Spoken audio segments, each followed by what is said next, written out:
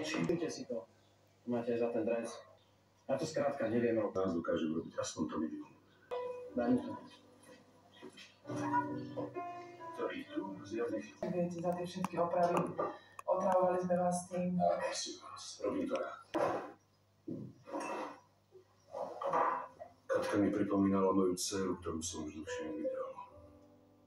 Bola veľmi milá, len... Takýto schodík vzor. A toho práv by sme zatiahli aj jej manžela.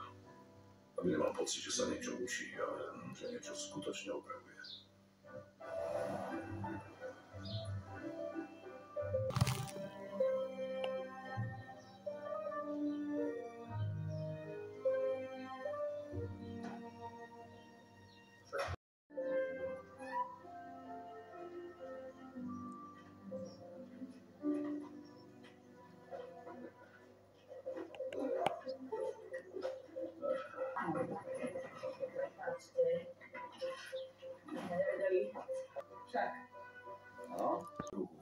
V dedine sú za čudáčky, ako žijú vo svojom svete, ktorý zastal pred niekoľkými desiatkami rokov.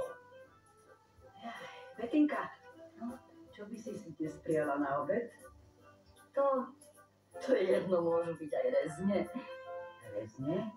Ako povieš, ale ja zatiaľ budem triediť papier a pripravím ho na odvoz. A prečo chceš triediť papier? Ja, to si môžem kúpiť fotbalovú loptu.